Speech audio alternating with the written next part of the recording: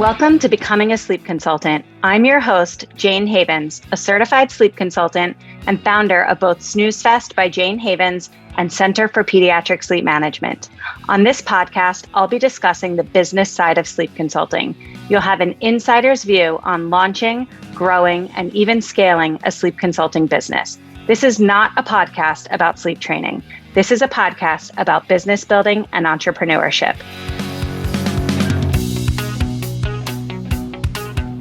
In this episode of the Becoming a Sleep Consultant podcast, I'm chatting with Inbal, a sleep consultant who truly does this work from the heart. For her, helping families isn't about making sales. It's about sharing a gift that changed her own experience as a mom. Inbal opens up about how becoming a mother without her own mom by her side shaped her journey, why sleep consulting feels like a way to give back and heal, and how she's built a business rooted in passion and purpose. If you've ever wondered what it looks like to grow a business that truly aligns with your heart, this episode is for you. Inbal, welcome to the Becoming a Sleep Consultant podcast. I'm so excited to have this conversation with you today. Me too. Hi, Jane. I'm excited to be here. Before we get started, introduce yourself. Tell us a little bit about you. Okay, so I am actually a speech therapist. I've been practicing, I have a master's in communication disorders, and I've been practicing for over 12 years. I have two kids. One is my oldest, Mia, is 7, and my little one is Eli, and he's turning 5 in a few weeks, which is also crazy. Time is flying. I'm from Miami, Florida, and that's where I practiced for over 12 years. Working with families, always with pediatrics with kids. Moved to Israel 3.5 years ago now with my husband and my kids. My husband is Israeli. I'm Israeli as well, but I'm more Americanized since I've been in the States since I was 5. I was born in Israel, and I grew up in Miami, Florida. And I'll get into how I went from a full-time speech therapist to becoming a sleep consultant. So when I had my daughter Mia 7 years ago, I think like any other parent, I would say most parents and most moms, you come home from the hospital and you're like, now what? What do I do here? At least that's how I felt, especially when it came to sleep. Always been a person, even before kids, that really loves sleeping, and not only loves sleeping, but if I had something to do in the morning, I'm like counting my hours of sleep. Like I'm that person. I'm like, okay, I'm not like, oh, I'll wing it tomorrow. This will be worth it. I'll figure it out. Like if I have work at a certain time, I'm counting my hours before I go to bed. And of course, once you have a baby, what the world tells us is say goodbye to sleep. You're never going to sleep again. And I was like, this can't be. It made me really anxious when I first had a newborn at home, to not be getting that sleep in those weeks. You get into your first year at a high, and then I think after around 2-3 weeks, it starts really hitting you like, okay, when do I actually get sleep? And I remember the sun setting during those first few weeks of becoming a mom, and I would get super anxious. And I read so much things now, and looking back, and I'm like, oh my God, this is so normal. But at the time, I felt very alone and lost, and I almost felt guilty about feeling that, because of what society is telling you when you have a newborn. Like this is it. Like you don't sleep, and this is what it is. I didn't even know a sleep consultant existed at the time. I think it's one of those things that we don't know about until we have to know about them. And I never actually got an official sleep consultant, but my best friend had been already on her 3rd child. Thank God. Always thanking her. And she had slept trained all 3 of her kids. And so her youngest one was 6 months old.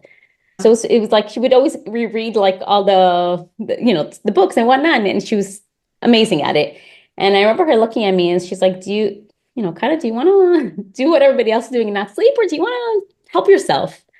And I get a little emotional when I talk about sleep training. I think because, so like I said, I felt really alone in what kind of, I didn't know what kind of mom I was. I didn't know it was the right fit for me. I think we learned that today, 7 year later into motherhood, I'm so much more confident saying like, this is what works for me. And this is the kind of mom I am. And this is how I want, how I would like to raise my kids. But at the time, there's so many question marks, and there's like, it feels like there's all eyes on you and you don't know all the answers. And you're trying to figure out, quote unquote, what is right. There's so many decisions to make, like a million decisions, it feels like, of how you're going to run your household and how you're going to raise your kids and what kind of mother you're going to be. And I had lost my mom to breast cancer when Mia was born. I think it's 10 years now. So it was like 3 years. So it was pretty fresh. And I think that when we become moms, again, speaking now, thinking back at it, it's like the time that you feel like this is when you want to go back to your mom. This is like when all your mommy instincts are like, oh my God, I realize how much you've done for me, all the sacrifices, the things that we don't realize when we're growing up. We're kind of like, this is mom's job and this is what it is. So it was like the village that everybody talked about. I felt like, where is it? When is it coming? Like, I need a break here. When am I sleeping again? When am I going to be able to take a shower? When am I going to be able to, when is the day going to end? I never knew when the day was going to end. And for me, it made me anxious because I am that kind of person on a schedule. And because I knew always, this is when I work, this is when I'm done, this is when I go to the gym. And I felt like I was kind of like almost out of control. And I didn't know when I was going to get that control back. So when my friend was like, I will help you sleep train Mia. And Mia was at the time probably 8 weeks. And we started, I guess, now knowing more at sleep shaping at that age and getting her on a schedule. And it changed my entire life. I went from being like feeling lost to feeling like, oh my God, like I can do this. Like I can really excel at everything. By 12 weeks, Mia was sleeping through the night.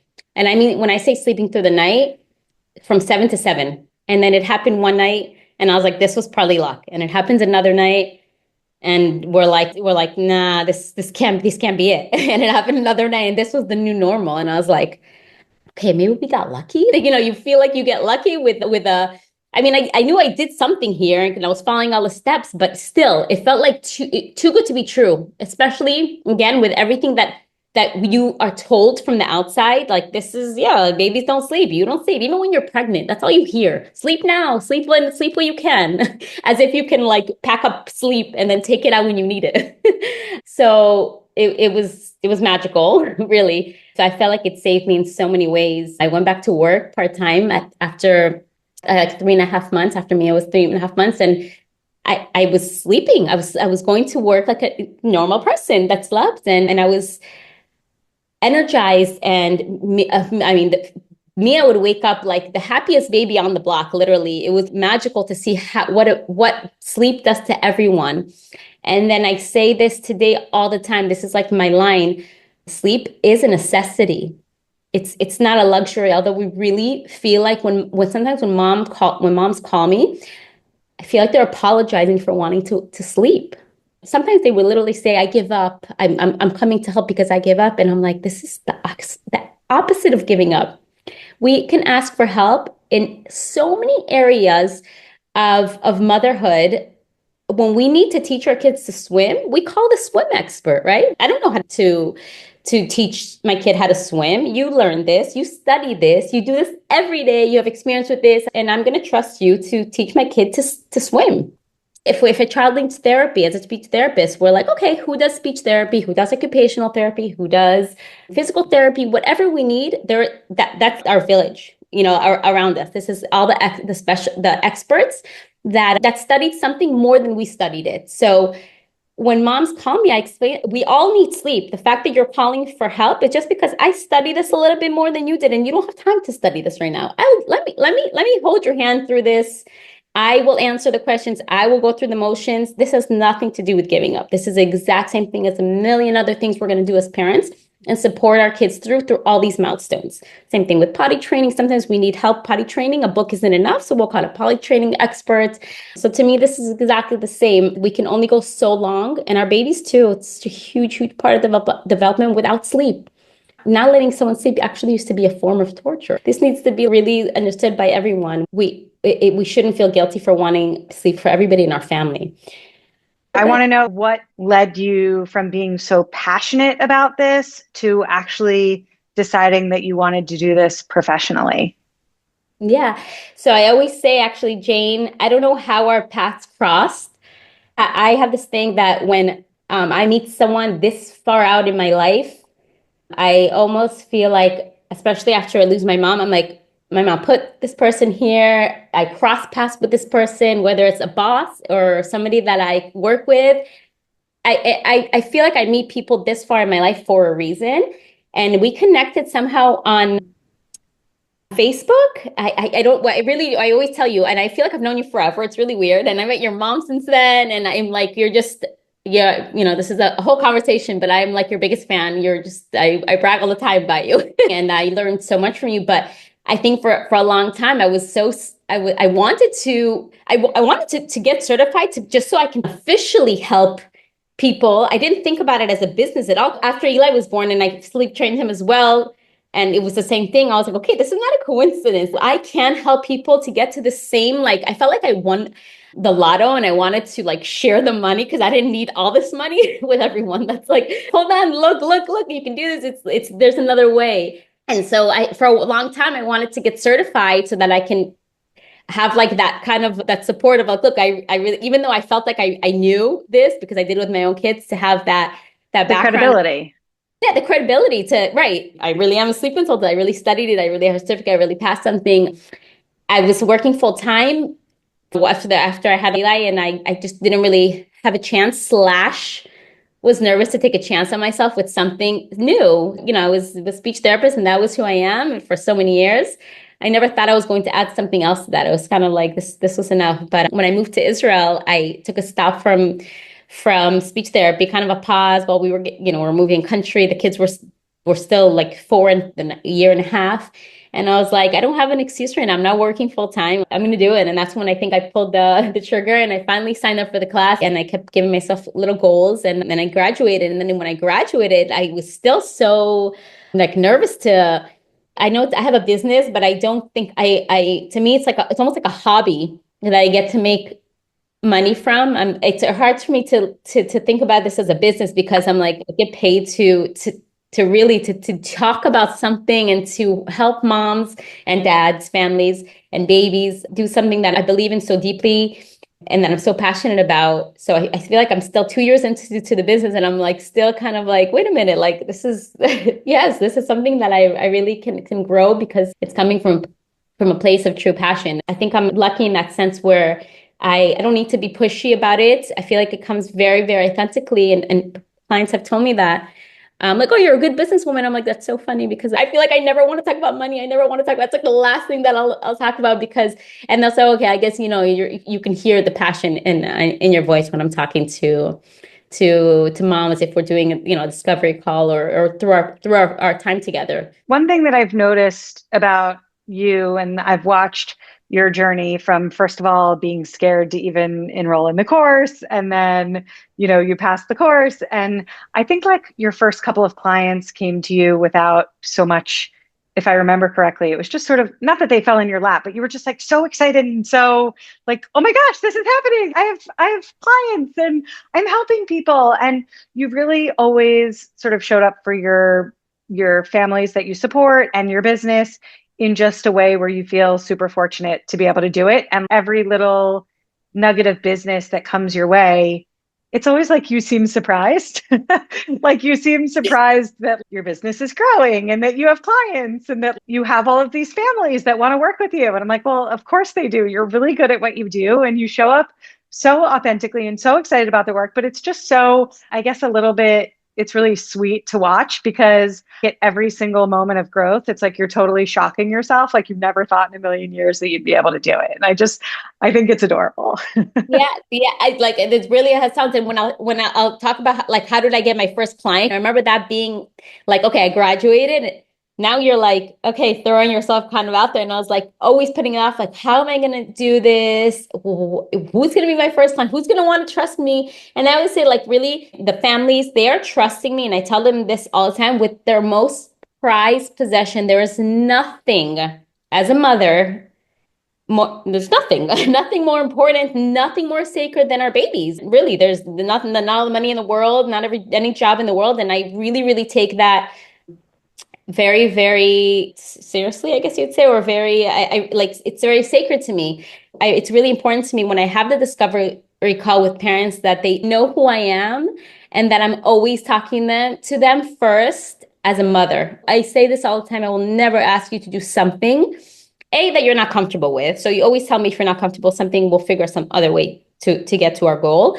And that I wouldn't have done or do with my own babies or with my nieces or nephews or somebody to me that is love. And I will never expect you. And I think that's also branching for me as a speech therapist and working with kids with disabilities for years and with families. And before I even had kids, those were like my babies. But I think that when you become a mom, you are like reborn all over again. And so I really connect with moms on that level. And so where did your first client come from? Do you remember? yes, I was in Israel when I started my business. And today I work with clients in Israel and in the States. Those are most of my clients.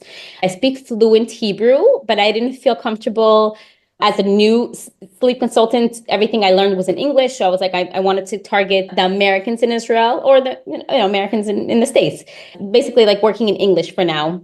And I am in a huge Facebook group, a parent support group. It's called Parents of Tel Aviv. It's like has like 7,000 members. People are there very, very active with anything and everything that you can think of. Their schools, if it's medicines, if it's whatever it is, it's there. And I was like, okay, I'm gonna make a post. And I'm like, I remember saying this to my husband, if I just make my money back from the investments that I put into the course, I will be happy. That's it. That was my main goal. And today I'm like, I cannot believe how like when I felt like I was selling myself short. Like you said, I believed in myself, but not enough. And today it feels silly to me because I'm like, really something that you're coming with so much passion. I really believe that that's the key. There's something that you want to do that you feel passionate about. It's like what the world needs so much of. So what did you post?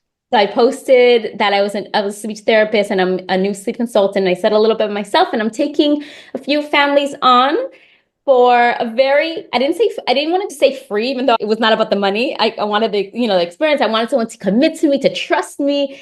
But I wanted them to take it seriously. So I said it was a very low fee.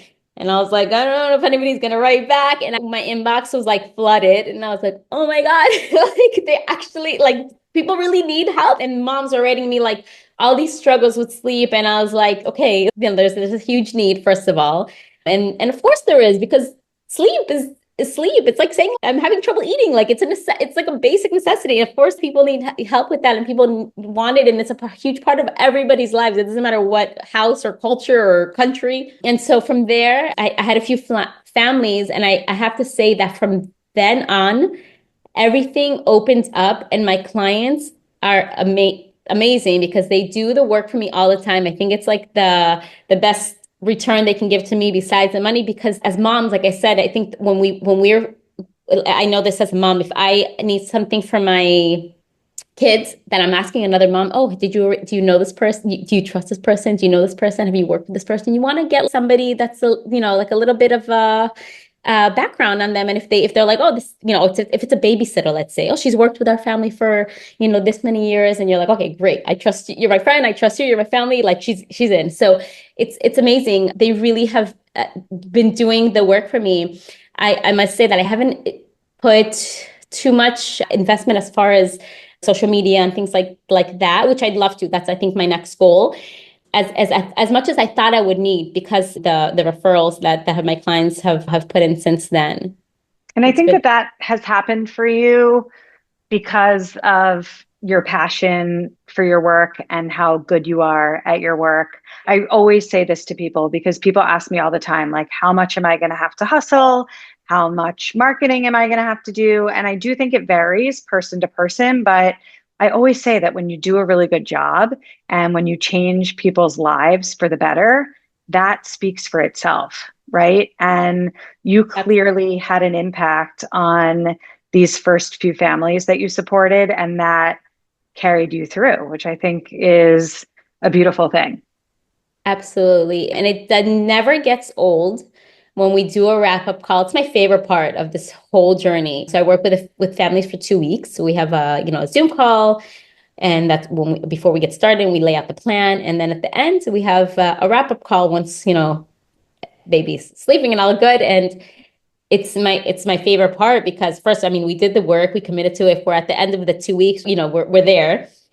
And it's like that okay, the paycheck is great and all, but it's like the really changing, like you're saying, like changing somebody's whole lives. That I mean, I know, like, for it changed mine for real. And I really became a better friend, a better wife, a better worker, and absolutely a better mom. I feel like I was able to enjoy motherhood because of sleep training. I was able to have a second child. We say if there was no sleep training, I don't know if I would have had another. And if I ever think about a third, I'm like, only because I know that the baby that I know how to help a baby fall sleep and have a schedule. So no matter how hard our days are, and there are hard days in motherhood, I feel like I know there's going to be an end to our day, and tomorrow will be a new day. And I think when we don't have that structure, it gets hard because you feel like you don't know when you're able to kind of like almost like energize your battery, like recharge. And for me, that stop and that time to really, that's what it feels like I'm really recharging. Even if I'm sitting there looking at my kids' pictures while they're sleeping, and I'm like, oh no, I miss them. I'm like, this is my recharge. And it literally, I always say this, like, sleep training was my village. I felt like I didn't need a night nurse. I didn't need a nanny. I really was able to depend on myself and on sleep training and on my kids. And what we had, I really was able to do it on my own. And not that getting help is there's anything wrong with that, but sometimes I think when we help ourselves, it's the best gift we can give to ourselves with everything in life, and especially when we're mothers, to kind of depend on ourselves. What advice would you share with brand new sleep consultants who are just breaking into the field, trying to find their footing? It sounds so cliche, but I'm like, lead with passion. If you study this, if you sign up for this course, and if it found you, it's for a reason. You're the most amazing place to really jump into the water, nervous and all, and believe in yourself. And we have such a beautiful Facebook community. We help each other all the time. That's, I think, the beauty of this really is that we have each other. Even though sometimes I feel like most of the time we know the answers to the questions that we ask, we want a second opinion. So I think that we have such an amazing opportunity to believe in ourselves here. And even if we have a doubt, we have backup. So you're jumping into the water, but you also have life support on all the time. And to do it, really, to do it. I think that the rest will absolutely follow. If you're going into this, which I think I don't know how you can go into something this personal, working with families and with babies, with anything in this profession without passion. I think that we're all there for a reason. My personal experience drove me to want to help. And I feel like every family I help, it hasn't got old, and I don't think it's going to get old, that I feel like I'm healing this part of me when I was like in trenches. It's always going to be my passion. I will not convince anybody to sleep train their child. That's not my thing, because I don't think that it's for everyone, but for the people that it is for, and they find me, I'm going to be there for you from start to finish. My goal is for you to feel exactly what I felt when my babies were sleeping. Well, that is the most beautiful thing ever. So we're gonna end on that note. Before we wrap up, where can people connect with you? Where can they find you? Do you have a website, social media that you'd like to share? Yes, I finally got super professional now that I built a website and I invested in my business. It's amazing because now people will book on Starry Night sleep training. I also have an Instagram. I haven't been as active as I would like to on there, but that is definitely my goal this year, to invest in that too. I'd like my Instagram to be a place where parents can find a little bit about who I am, and also for it to be a light and fun place, and not take it too seriously, and not where it's going to scare anybody off, to really to kind of get a feel for who I am, because I think my moms just end up becoming my friends at the end of, really, I made so many friends along the way too, which is amazing. Perfect. It was so great chatting with you. And, this podcast is audio, so people won't be able to see our facial expressions, but we were both smiling ear to ear during this conversation. And I just am beaming with pride because I know how far you've come. And I know that you started from a place where you were much more timid and nervous about putting yourself out there. And it's very clear that you've gained your confidence and you've found the language that you use to speak about the work that you do. And you're really, as you said, showing up from a place that's very, I think, sort of like heart-centered and passion-driven. And that's definitely the reason for your success. So I'll say all the mazel's in the world, right? Thank you, Jane. Thank you so much for this opportunity. Thank you so much for listening to this episode of the Becoming a Sleep Consultant podcast. If you enjoyed today's episode, it would mean so much to me if you would rate, review, and subscribe. When you rate, review, and subscribe, this helps the podcast reach a greater audience. I am so grateful for your support. If you would like to learn more about how you can become a certified sleep consultant, head over to my Facebook group, Becoming a Sleep Consultant, or to my website, thecpsm.com. Thanks so much, and I hope you will tune in for the next episode.